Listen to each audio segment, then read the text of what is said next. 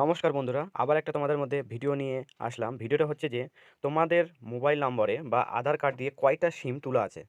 কারণ তোমার আধার কার্ডটা দিয়ে কেউ যদি সিম তুলে রাখে বা তুমি তুলে রেখেছো কিন্তু ইউজ করছো না, সেটা চেক করবা কীভাবে? সর্বপ্রথম গুগলে গিয়ে লেখো ট্যাপ কপ, TAFCOP চলে আসছে, সেটাকে ক্লিক করো। ক্লিক করার পর ১ নম্বর অপশান, এটাকে ক্লিক করো। ক্লিক করার পর নিচে একটু ডাউন করো।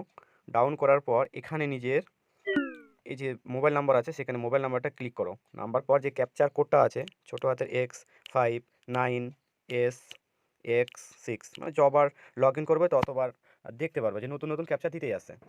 তারপর ভ্যালিড ক্যাপচার এখানে ক্লিক করো। তারপর এখানে একটা ওটিপি নাম্বার সেন্ড হবে, নিজের মোবাইল নাম্বারে আসবে। সেখানে সেখানে হচ্ছে এভাবে ক্লিক, যে ওটিপি নাম্বারটা আসছে সেটাকে সেটাকে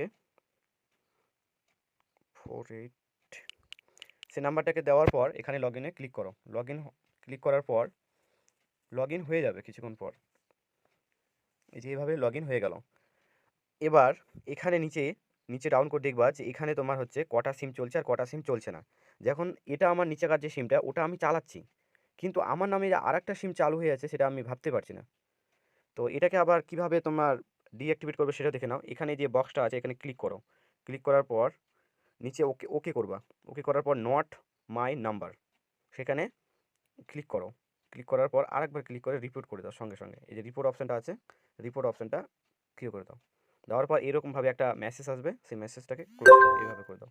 দেওয়ার পর তোমার মোবাইলে মেসেজ চলে আসলো যে তোমার ২ ঘন্টার পর এই আইডিটা সিমটা অ্যাকচুয়ালি বন্ধ হয়ে যাবে।